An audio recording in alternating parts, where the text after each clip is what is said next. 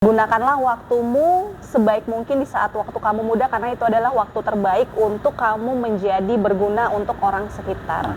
Wadah atau tempat yang berguna untuk orang lain. Setidaknya mereka bercerita ke saya, walaupun saya tidak bisa langsung membantu, ada sedikit masukan mungkin yang bisa saya lakukan untuk mereka. Oke.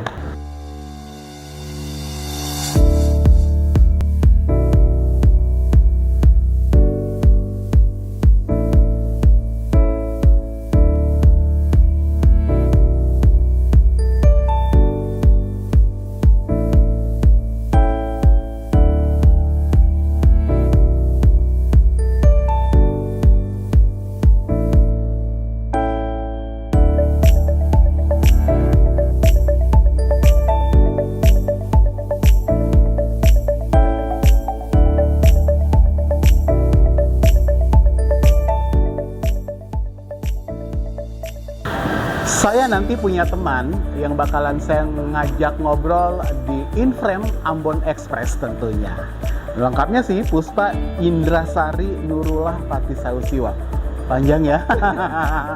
Sepanjang mungkin karirnya nanti akan dia bangun di dunia politik.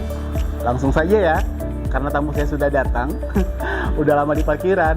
Ada Puspa Indrasari Nurullah Patisausiwa di Inframe Ambon Express. Cantik banget Mbak. Luar biasa. Silakan Mbak duduk. Nih, tamu saya sudah ada di sini ya. Apa kabar nih Mbak? Luar biasa. Alhamdulillah menuju bulan Ramadan ini sepertinya semakin sehat menyambut. Kelihatan dari mukanya, jiwa raganya berseri-seri. By the way, saya bilang tadi namanya panjang sepanjang karirnya. Akhirnya karir kamu nambah lagi, profesi kamu nambah lagi sebagai seorang politisi. Tapi kita sebelum ngomong sebagai seorang politisi, kita pengen dulu nih ngomong seorang Puspa Patisausiwa itu yang saya kenal dulu selalu memanggil Pupa. Ya, itu nama kesayangan nama pasti. Ya, nama kesayangan, Nama rumah. Nah, ini kamu udah ada di wilayah lain lagi di politik. Tapi saya mau nanya dulu nih sebenarnya, apa sih yang ingin Puspa capai sebenarnya di kehidupan ini? Terlepas dari nanti wilayah politik itu, apa sih kamu kan pekerja sudah karyawati bank, bisnismen sekarang ngurus orang-orang umroh dan sebagainya, kan nambah-nambah pekerjaan jadinya. Apa sih sebenarnya yang kamu inginkan dalam menjadi seseorang yang berguna untuk orang lain tentunya, terutama untuk lingkungan sendiri. Menjadi seseorang yang berguna bagi orang lain. Artinya bahwa apa yang kamu lakukan itu harus punya manfaat. Iya, benar. Ya kan? Dan orang lain juga bisa mendapatkan manfaat lebih, bukan hanya saya pribadi. Bukan kamu pribadi. Benar. Saya mau nanya dulu nih. Dulu saat bekerja atau berkarir sebagai karyawati bank, terus resign, udah lama banget itu ya. Sebenarnya apa sih cita-citamu yang ingin kamu raih? Dulu tuh sebenarnya cita-cita awal dari kecil tuh pengen kayak jadi orang, karena ini keinginan orang tua sebenarnya ya. Pengen jadi seseorang tuh yang dipandang sama orang tidak dengan sebelah mata dan dianggap remeh. Dulu sebenarnya mama papa sendiri itu menginginkan saya sebagai seseorang yang bekerja dengan seragamnya. Mereka bangga kalau anaknya Ya, itu yang benar. cewek manis ini punya uniform, Jadi, pagi-pagi bangun pakai heels.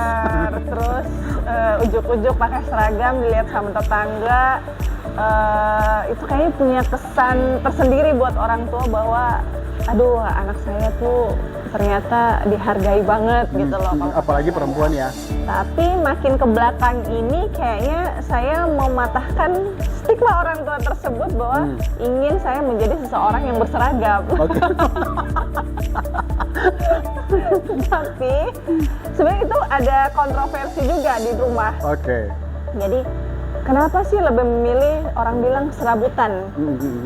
Kerja ini bisa, kerja itu bisa. Nyaplok sana, nyaplok sini bisa. Sebenarnya itu bukan bukan memaksakan diri, tapi saya menganggap bahwa passion saya itu lebih ke nyaplok sana, nyaplok sini itu. Itu artinya gini loh, Pupa itu bereforia. Iya, yang bener banget tadinya sebenarnya. Mahasiswa lulus, terus sekarang dulu bahkan saya kuliah itu sambil kerja. Nah itu dia itu yang saya mau Jadi bilang sebenarnya. bukan Jadi di usia saya 17 tahun itu sebenarnya orang tua tuh pengennya udah kamu kuliah aja dulu, kamu benar-benar fokus dan concern ke pendidikan, setelah itu baru kamu boleh kerja. Ya. Oke. Tapi saya merasa bahwa aduh kayaknya pengen banget saya sebagai anak untuk tidak membebani orang tua. Jadi pengen banget kayak apa ya? Aduh kayaknya di usia 17 tahun ini kira-kira ada nggak ya yang mau menerima anak piyik yang baru lulus sekolah sambil kuliah kerja? Emang dasar kamu gesit aja kali ya? Iya, kayaknya begitu. Jadinya tawaran di mana-mana. Bener banget. Akhirnya resign dari bank. Selesai kontrak sebenarnya, selesai kontrak tidak mau perpanjang lagi. Nggak mau perpanjang lagi, tapi saya pindah di 2 bank. Sekaligus? Iya, 2 bank swasta yang berbeda. Sebenarnya setelah itu saya merasa bahwa kayak waktu saya tersita banyak kalau saya bekerja yang memang 9 to 5. Iya benar banget. Orang bilang kerjanya keluar matahari belum ada, pulang matahari udah tenggelam lagi. Benar kan. Nah saya mau nanya dulu nih, pengalaman pada saat di bank tentunya kan banyak godaan nih. Cewek apalagi ketemu klien, company-company besar, nawarin produk perbankan gitu loh. Tapi saya dulu lebih ke ini sih, lebih stay di office-nya, ya, jadi nggak keluar. Artinya juga bahwa... Oh iya benar. Pasti dong. Benar, di frontliner itu banyak menghadapi berbagai macam karakter dan profesional. Nah itu dia. Nah menghadapi seperti itu apa sih Puspa selama ini? Kan gini loh, cewek cantik, ya kata orang ya udah karena cantik wajar dong digodain gitu kan. Kalau saya dulu sih bukan digodain, lebih dimarah-marahin sebenarnya. Lebih banyak ujian karena dulu saya banyak di frontliner, di 2 bank swasta itu saya banyak di frontliner. Jadi ketika menghadapi nasabah tuh banyak banget sifat mereka yang aneh-aneh. Dari segi umur ada yang biasanya udah sedikit lansia, mungkin datang dengan emosi. Misalnya saya dulu pernah dilempar sama buku tabungan tuh, pernah jadi korban emosi dari transaksi mereka yang memang bukan kesalahan saya pribadi. Jadi mereka datang dengan marah-marah, ini gimana gini, tanpa bapak sabar dulu, duduk sebentar, udah melayanglah itu buku. Karir perbankan selesai. Akhirnya kamu bilang sana nyaplok sana, nyaplok sini, banyak yang nawarin bantuin kerja dan sebagainya. Artinya itu kan kamu juga belajar ya, bagaimana memaintain sebuah pekerjaan yang notabene kamu harus yang perencanaan, terus juga negosiasi sama orang dan sebagainya, menghadapi karakter orang dengan begitu banyak. Puyeng nggak saat itu? Udah memikirkan juga bahwa ya udah deh saya harus udah selesai deh dan saya sebenarnya harus untuk usaha. Memikirkan puyeng sih enggak sih. Karena saya begitu enjoy dengan pekerjaan sebenarnya. Jadi kenapa kadang-kadang tuh cuma mikir waktunya. Kenapa resign dan tidak mau melanjutkan di perbankan itu mungkin memikirkan waktunya. Apalagi waktu itu kan sudah punya anak.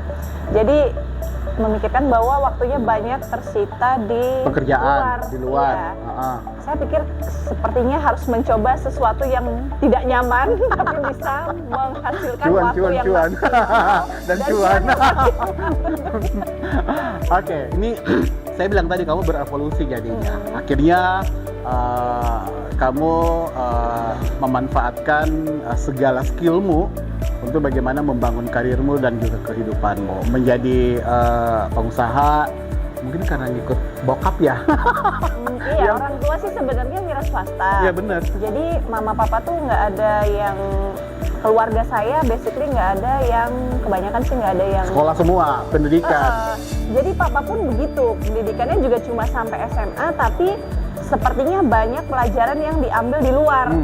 Jadi lika-liku kehidupan di luar itulah mungkin yang mendewasakan karakter papa dan nurun ke saya, mungkin begitu jadinya. Apa ya? Dan mungkin juga itu karena setahu saya nyokap kamu itu tekun. Iya. Apa aja di bisnis. Bener. Mama tuh ingat banget dulu tuh dari zaman jualan tas Mutiara dulu. Bener. Pasca kerusuhan tuh Mutiara. Ya, terus jilbab dulu waktu di Ambon kan masih minim sekali orang yang jualan hijab. Terus mama pernah buka wartel. Di rumah, habis wartel tuh ada rumah makan. Rumah makan jadilah sekarang kos-kosan sampai Sekarang sampai punya toko. Sudah punya toko. Masya Allah pokoknya. Tapi anaknya nggak jagain. Anaknya nyomotin wae. Nggak bahas, bener. jajanannya. Oke, ini lanjut lagi nih.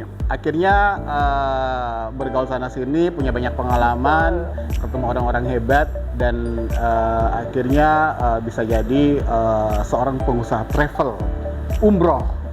Saya pengusaha travel itu saya hanya membantu teman saya, sahabat saya. Artinya begini loh. Kan mikirnya gini, ini travel umroh beda dengan travel umum lainnya. Misalnya travel agent untuk touring dan sebagainya, ini umroh spesifik gitu kan.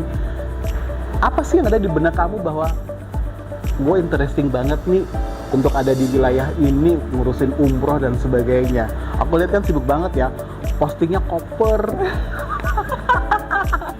Jadi sebenarnya untuk travel umroh ini adalah punya sahabat saya. Dia sebagai kepala cabang di situ. Dan saya sebenarnya hanya sebagai support system aja sih.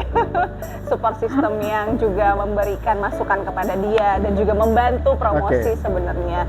Jadi di sini kenapa lebih mendorong teman saya, sahabat saya ini untuk membuka travel agency umroh. Sebenarnya banyak agensi umroh di Ambon ini, travel umroh dan haji itu banyak di Ambon. Dan kenapa kita memilih salah satu travel ini yang udah punya nama, brand, yang udah punya brand, sebenarnya brandnya juga baru, tapi trusted, dan dilihat dari beberapa testimoninya itu mereka melayani dengan profesional. Profesional jamaahnya. Nah, saya mau nanya nih, mumpung nanti kita bergeser ke arah yang lain yang lebih spesifik lagi. Kan gini, banyak travel umroh yang akhirnya bermasalah, ya kan? Dan trust orang kepada travel umroh itu juga jadi campur aduk. Ini bener nggak ya travel umrohnya ya dan sebagainya. Sekaligus nih mau edukasi, harusnya ini yang ownernya Herli ya ini tanggung jawab nih. Bener. Dan harus endorse acara ini. Gimana membangun kepercayaan atau trust kepada masyarakat soal travel umroh? Sementara yang tadi saya bilang, orang udah berkecamuk nih kalau dengar. Iya benar, apalagi ada case beberapa waktu lalu ini, ada salah satu agensi atau travel umroh yang tiba-tiba membatalkan dengan sepihak keberangkatan jamaah mereka. Nah, mungkin dari situ masyarakat di Ambon khususnya tuh makin takut, makin was-was. Parno ya? Makin parno. Nah, kita ini kenapa berani untuk menyediakan agensi umroh baru? Untuk mereka, biro perjalanan umrah baru untuk mereka, karena dilihat dari testimoni tadi dari kantor pusat itu bahwa travel ini tuh mereka membina dan membimbing jamaah itu dengan hati-hati dan juga dengan profesional sampai dengan keberangkatannya. Jadi kalau di sini kan kebanyakan agen itu, dan mereka tidak berkantor, hanya by phone, biasa by phone atau face to face biasa aja. Tapi karena saya kemarin bilang ke sahabat saya bahwa kita sepertinya harus punya kantor biar masyarakat pun percaya bahwa kita ini salah satu agensi umroh yang trusted dan legal. Makanya kenapa harus ada peresmian dan lain-lain, izin yang kita urus begitu belibet, tapi alhamdulillah dalam kurang lebih dari 1 bulan kita udah bisa mempunyai cabang. Dan alhamdulillah kemarin perdana ya? Sekitar 25 jamaah berangkat haji. Itu mungkin bagian juga dari membangun trust orang. Bener. Bahwa sebenarnya jangan salah pilih. Dan kita harus sering-sering nih, sekarang media sosial ini adalah sesuatu media promotor yang menjamin bahwa orang tuh bisa melihat, oh ternyata perjalanan mereka begini, terus oh ternyata sistem mereka tuh seperti ini. Jadi dari situ tuh orang bisa membangun kepercayaan kenapa kita harus memilih agen ini untuk keberangkatan ibadah kita. Nah itu dia. Lanjut lagi nih. Panjang ini tadi. Euforianya sampai ke ranah politik. Wow, seru ya. Seru ya. Jauh dari bank, kerja serabutan, punya pengalaman, akhirnya ada di travel umroh sendiri. Sekarang sambil nyemplung di dunia politik. Agak-agak kaget semua orang ya. Iya. Tiba-tiba Puspa yang entertainer, MC. Kalau entertainer kayaknya udah bawaan orok deh. Karena dari saya SMA, SMP kelas 2 itu sudah mulai hobi sebenarnya. Hobi dan akhirnya keterusan dan menghasilkan cuan. Saya heran ya sahabat Amex. Paskibraka iya. Aktif di OSIS iya. Nyemplung di dunia entertaining iya, nggak tahu itu tadi bawaan orang kata dia. Padahal bokap nyokapnya itu bukan ada di ranah entertaining. Mama tuh sebenarnya orang entertain. Harusnya. Mama itu dulu sebelum nikah dan dibawa ke Ambon. Mama kan orang Surabaya, orang Jawa ya. Jadi mama tuh memang dulu entertain. Mama tuh dulu seorang pelatih aerobik. Oh, tuh dia. Dari zamannya Nika Ardila. Nah, tuh dia. Bener, mama tuh sohiban sama almarhum Nika Ardila. Zaman Nika Ardila tuh kamu belum lahir. Oh, mama aja masih 17 tahun. Oke, lanjut nih karir politik. Akhirnya Puspa terjun di dunia politik. Sekarang bacalek dan ini mewakili milenial sebenarnya. Banyak pertimbangan tentunya ya untuk bagaimana seseorang itu bisa terjun di dunia politik. Apa sih yang ada di benak seorang Puspa Patisahusiwa? Orang kan kaget, sekrek melihat berita dan akhirnya go public. Ya kan, seperti itu. Saya mau nanya dulu, pemikirannya berapa lama sih untuk terjun di dunia politik? Motivasinya apa? Siapa yang mendorong dan sebagainya? 1 tahun lebih. Mikir itu 1 tahun lebih? Mikir itu 1 tahun lebih. Dari sekian banyak ajakan. Kenapa sih kamu tuh berani berbicara, tapi percuma kalau bicaramu tuh nggak pernah didengar gitu kan? Sebenarnya apa ya yang memotivasi? Pertama mungkin teman-teman lingkungan, sahabat. Terus sebenarnya keluarga tuh agak insecure untuk saya gabung ke politik, terutama orang tua. Karena mereka berpikir ada satu slogan yang pernah mereka dengar mungkin, saudara aja bisa jadi musuh ketika di politik itu. Adik kakak kandung pun bisa jadi musuh, apalagi dengan orang lain yang kita baru kenal ya. Tapi kembali lagi ke niat sebenarnya. Saya percaya bahwa saya kalau punya niat itu pasti ada jalannya. Yakin banget ya? Iya, kita punya niat pasti akan dimudahkan jalannya. Tergantung niat kita baik atau tidak, tergantung niat kita itu berguna untuk orang lain atau tidak. Selama niat kita berguna untuk orang lain, saya rasa pasti Allah pasti kasih jalan lah. Betul, amin. Di saat proses berpikir itu, tentunya banyak godaan parpol dong ya, yang minang. Iya, banyak sekali. Iya kan? Pilihan bisa jatuh di si orange. Saya nyebutnya seperti itu, pilihan bisa jatuh di si orange ini kenapa gitu. Padahal kan sebenarnya banyak partai yang minang, banyak juga partai besar. Sebenarnya bisa aja kamu nyodorin mendaftar di partai-partai besar itu misalnya. Saya nggak bilang si orange kecil ya. Kenapa harus si orange gitu?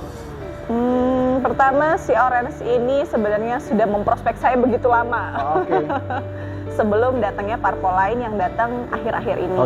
Jadi kamu tuh udah dibidik kali ya? Iya, sasaran saya target operasi. Iya. Setelah pertama saya ditawarkan, setelah saya pertama dijelaskan, itu sebenarnya banyak pemikiran di saya bahwa, aduh, saya bisa nggak ya?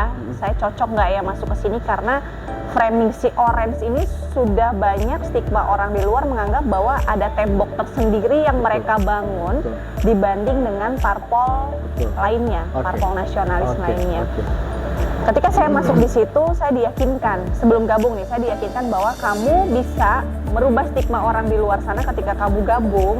Dan kenapa sih nggak mencoba melawan tembok yang sudah dibuat itu dan membuktikan bahwa memang kita ini di si orange ini adalah partai yang memang bisa mencakup semua, bukan partai yang intoleran, tapi partai yang bisa mencakup semua dengan visi misi mereka yang saya rasa memang cocok dengan pribadi saya gitu loh. Persiapan diri itu penting. Akhirnya orang juga bertanya, ngapain sih terjun di dunia politik? Dia udah enak kok di bisnis, dia udah enak kok jadi seorang entertainer, MC kemana-mana, ada event di mana-mana gitu. Akhirnya terjun di situ, kan harusnya bisa punya pemikiran ekstra bahwa it's okay, saya harus punya banyak waktu dan apalagi concernnya kepada masalah anak dan perempuan seperti itu. Saya mau nanya dulu sosial juga sih sebenarnya. Sosial sebenarnya karena memang basicnya juga udah kamu ngelakuin kegiatan sosial itu udah lama gitu kan. Saya pengen nanya nih Puspa, persoalan anak dan perempuan itu kan sebenarnya persoalan yang complicated. Iya, dan bertahun-tahun menahun terus bertambah. Terus bertambah. Problemnya. Gitu loh. Concern seperti apa lagi sih yang Puspa mau buat untuk kepentingan anak dan perempuan sih kalau kita melihat kasus-kasus ini banyak terjadi belakangan ini? Apalagi belakangan ini miris sekali berita-berita yang ada, terutama di lingkungan kita sendiri ya. Ambon ini kan masih termasuk kota kecil dibandingkan kota-kota yang ada di Sumatera, di Jawa, di Kalimantan, dan lain-lain. Tapi mengapa belakangan ini di Ambon banyak sekali kasus kekerasan sama perempuan, anak, bahkan itu yang miris sekali, anak. Kenapa bisa sampai terjadi di lingkungan kita? Ini udah jadi lingkungan terdekat. Saya juga punya anak perempuan, jadi itu merupakan satu ketakutan tersendiri juga buat saya. Kenapa sih harus terjadi gitu loh? Attention jadinya ya? Iya, jadi atensi saya sendiri gitu. Apakah mereka kurang edukasi, ataukah mereka minim ilmu, ataukah mereka minim ekonomi sehingga bisa menimbulkan kekerasan seksual tersebut gitu loh. Kekerasan verbal maupun non verbal. Dan itu terjadi di bukan cuma usia anak aja, tetapi juga remaja yang mereka tuh sebenarnya masih punya masa depan yang bagus. Jadi mereka punya traumatik sendiri. Bahkan kekerasan perempuan pun bisa dilakukan, kemarin saya lihat berita yang terakhir itu yang di Banda Neira, bisa dilakukan di depan anaknya sendiri yang melihat bahwa ibunya disiksa sedemikian rupa untuk menyalurkan hasratnya yang kemudian sampai menimbulkan meninggal dunia. Pendidikan agama gimana sih Puspa menurut kamu? Ya mungkin salah di satunya keluarga ya, misalnya. Rumah itu adalah pendidikan utama terutama orang tua. Betul, satuan keluarga terkecil ya. Iya, untuk menanamkan bagaimana kita takut akan Tuhan duluan. Kalau kita melakukan demikian, apakah dampak dari itu kemudian hari merugikan diri sendiri atau merugikan lingkungan atau tidak? Mungkin dari didikan agama itulah orang tua harusnya berperan penting untuk mendidik anak-anak dari situ. Jadi sebenarnya pondasi agama itu di era modernisasi sekarang ini harus lebih diperkuat ya. Iya, betul sekali. Apalagi di era digital yang sudah serba transparansi, anak-anak, remaja itu tanpa batasan sudah bisa mencari tahu apa aja yang mereka mau di dalam dunia maya yang harus diedukasi ini Puspa bagi keluarga, pertama khusus orang tua agar itu bisa dicegah. Mungkin orang tua kebanyakan di zaman sekarang ini kurang interaksi dengan anak untuk menjelaskan bahwa sebenarnya ini bukan hal yang awam lagi untuk memberikan pendidikan seksual dini kepada mereka. Jadi harus sudah pendidikan seks itu sekarang penting ini dunia sudah serba transparansi. Kalau saya mendingan mereka tahu dari mulut kita daripada mereka harus mencari tahu di luar. Karena bahayanya ketika mereka cari tahu di luar, pasti mereka akan mencoba bahwa ini tuh sebenarnya gimana sih rasanya, ini tuh sebenarnya gimana sih kalau saya melakukan ini gitu. Kita lihat juga orang tua juga soal komunikasi, keterbukaan soal seks edukasi itu masih minim ya. Iya, betul. Karena mereka masih menganggap tabu juga mungkin seperti itu. Terus juga kesempatan yang dilakukan adalah orang-orang terdekat. Karena mungkin itu serumah tidak ada orang dan sebagainya. Adanya kesempatan. Iya, betul sekali, adanya kesempatan. Akhirnya kamu dengan keresahan-keresahan itu terjun di dunia politik untuk bagaimana mengkampen itu. Sebenarnya ada juga soal sosial yang saya perhatikan belakangan ini, sepertinya di Ambon ini semakin banyak ODGJ yang berkeliaran di jalan. Resah ya. Sebenarnya di depan kantor itu kan jalan raya, jalan itu umum. Pusat bisnis juga. Ya, itu pusat bisnis, pusat perbelanjaan, pusatnya orang lalu lalang, orang beribadah ke masjid raya dan lain-lain. Jadi kadang-kadang ketika saya di kantor itu ada aja orang dalam gangguan jiwa itu yang lalu lalang di depan situ gitu loh. Jadi saya perhatikan dari sepanjang jalan, dari sepanjang jalan pusat kota, terus juga dari perjalanan saya dari rumah sampai ke kota itu sepertinya tambah banyak dan aneh gitu loh. Kamu mungkin sama saya selalu ngitung. Saya tuh sampai videoin sebenarnya. Kalau saya ngitung sebenarnya karena saya sampai kadang tuh jalan sama sahabat saya sampai sis ini kayaknya di Ambon makin banyak orang ini deh, orang gangguan jiwa. Apakah faktor mereka faktor ekonomi, Betul. ataukah faktor keluarga yang kurang merangkul, ataukah mungkin ada dinas terkait yang tidak merehabilitasi mereka. Sebenarnya merasakan bukan sebagai penyakit masyarakat sebenarnya. Mereka ini kalau saya lihat sebenarnya pernah sekali saya ajak ngobrol dia. karena dia duduk di depan kantor, terus saya ajak ngobrol gitu loh. Saya kasih makanan, saya ajak ngobrol.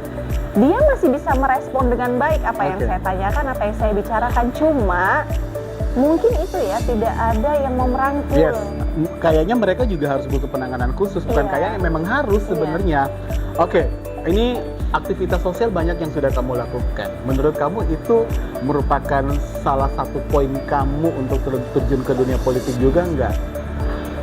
Mungkin sebelum dulu ada niat, saya tuh nggak pernah niat dari sebelumnya. Dulu melakukan suka buka-buka donasi, terus juga suka memperhatikan. Jumat Berkah itu ya? Iya, Jumat Berkah itu untuk donasi. Tapi ada juga aktivitas sosial lainnya tuh seperti keluarga mungkin yang membutuhkan ketika anaknya ada di rumah sakit terkendala biaya. Itu saya kan itu sering. Semua orang nggak tahu ya? Itu semua nggak tahu dan saya alhamdulillah melakukannya pribadi. Jadi bukan sebenarnya ada orang bilang untuk cari muka ya, untuk cari muka. Tapi ya setahun belakangan ini aja sebenarnya niatnya untuk berpikir menuju ke politik, tapi tahun-tahun sebelumnya itu ya memang pure saya melakukannya pribadi. Karena hati kecil tuh sebenarnya nggak tega gitu, apalagi kebanyakan yang saya bantu adalah anak-anak dengan keluarga yang tidak mampu. Kemarin yang terakhir itu yang saya bantu adalah seorang wanita tapi dari daerah luar, bukan dari kota Ambon sendiri. Dia datang ke sini untuk tumor mata. Sebenarnya kalau saya berpikir itu adalah harusnya ya menjadi perhatian dari pemerintah daerah terkait. Iya, dia datang ke sini untuk mengurus BPJS dan lain-lain, terkendala soal biaya.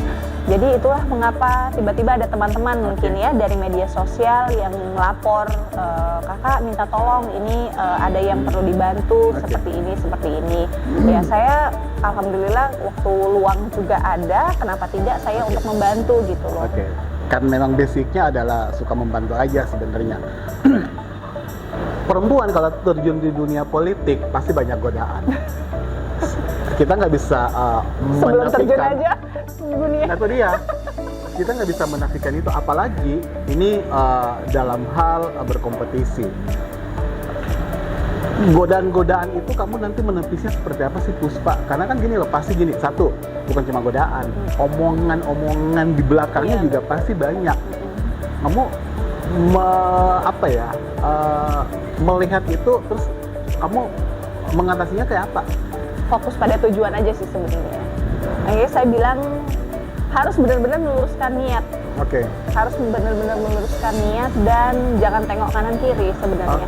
Kita hanya punya 2 tangan dan 2 telinga untuk mendengar. Kita tidak mungkin menutup semua mulut yang ada di luar. Cukup tutup telinga, ambil yang baiknya, kita serap, kita ambil untuk kita niatkan selanjutnya, untuk kita teruskan apa yang harus dibantu. Yang buruknya kita doain aja, semoga suatu saat bisa berubah hatinya untuk mendukung kebaikan ke depannya. Orang yang paling berjasa dalam perjalanan hidup kamu siapa Puspa? Anak-anak. Tanpa mereka kamu juga Ya sebenarnya agak galau sih, agak membagi waktu. Apakah saya sebagai seorang ibu tunggal? Tahu. Itu bukan ranah buat kita ngomong di sini, tapi saya pengen tahu aja bahwa ternyata segitu kuatnya pengaruh anak-anak sehingga apapun tuh everything for them. Kamu lakukan semua buat mereka ya. Everything for them. Yes, Di umur kamu sekarang ini Puspa masih muda, masih punya tadi saya bilang nama kamu nanti sepanjang perjalanan karirmu. Dunia politik lagi merambah. Bagaimana dengan perspektif kamu ke depan lagi? Apa sih yang ingin kamu lakukan untuk yang tadi kamu bilang, ya saya harus punya manfaat buat semua orang. Kalaupun seandainya kamu tidak ada di dunia politik pun, ini sudah kamu lakukan jauh sebelumnya. Apalagi sih yang orang pasti bertanya, udah ini, kita nggak akan pernah puas sebagai manusia. Apalagi yang Puspa mau raih?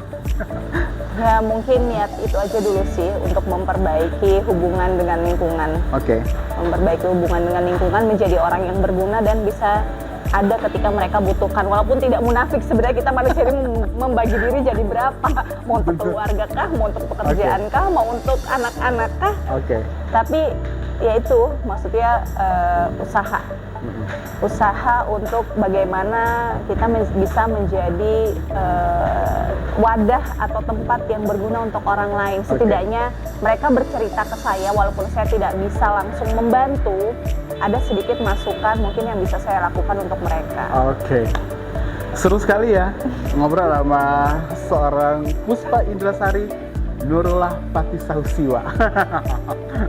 Tapi sebelum kita lanjut lagi di final statement, saya nyebutnya seperti itu, udah pakai istilah-istilah orang politik. Kita akan dengar bersama nanti garis besarnya apa sih yang ingin Puspa announce buat kita semuanya terkait dengan apa yang namanya pencalekan dia, aktivitas dia sekarang, pengaruh-pengaruh apa yang ingin dia bikin lagi tentunya. Ya, jangan kemana-mana.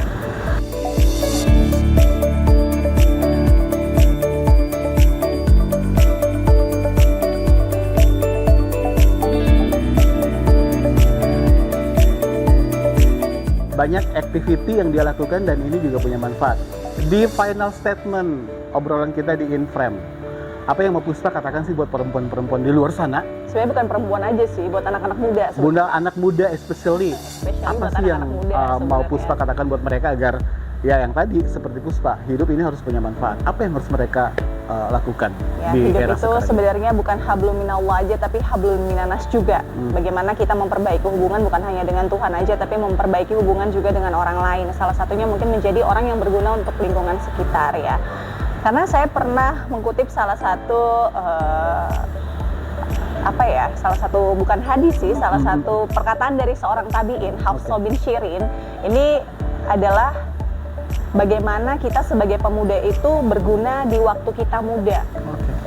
Gunakanlah waktumu sebaik mungkin di saat waktu kamu muda, karena itu adalah waktu terbaik untuk kamu menjadi berguna untuk orang sekitar. Bagaimana kamu bisa mempengaruhi lingkungan sekitar kamu dengan sesuatu yang positif. Jadi untuk pemuda-pemuda di luar sana, terutama perempuan, jangan insecure untuk dapat menyuarakan apa yang ingin kalian suarakan, apa yang ingin kalian utarakan untuk membangun lingkungan sekitar, untuk dapat menjadi berguna untuk lingkungan sekitar. Biasanya kan mereka hanya berada di medsos aja gitu kan. Kenapa tidak sekarang melalui saya kalian bisa menyampaikan keluhan ya, mungkin secara material maupun secara waktu terbatas. Tapi setidaknya kita bisa saling sharing apa yang harus kita buat ke depannya untuk negeri kita tercinta, terkhususnya untuk Maluku Manise dan Kota Ambon. Tepuk tangan dulu dong. Saya udah tepuk tangan. Seru ya ngobrol sama perempuan hebat seperti ini. Saya bilang karena apa? Saya selalu menilai bahwa perempuan-perempuan hebat itu punya sebuah esensi atau nilai yang memang harus kita tiru. Seperti tadi Puspa bilang bahwa semua aktivitas yang dilakukan sebenarnya juga ridhonya banyak, bukan cuma dari orang tua, ridho anak juga, tapi juga yang penting ada ridho yang di atas. Good luck ya Puspa ya. Bukan ridho Roma. Bukan ridho Roma. Good luck. Semoga nanti kita akan tunggu lagi gebrakan kamu selanjutnya. Semoga bisa amanah, semoga Amin. bisa istiqomah, semoga bisa lebih baik lagi. Mungkin banyak memang obrolan negatif di luar sana, tapi saya yakin dari obrolan negatif itu yang akan nanti membantu menguatkan saya ke depannya. That's right. Untuk jadi Itu lebih baik. benar sekali. Saya dan Puspa pamit ya. Terima kasih banyak. Obrolan kita sampai di sini. Nanti kita tunggu gebrakan dari seorang Puspa Indrasari Nurullah Patisausiwa. Panjang ya. Keren banget namanya. Bye-bye.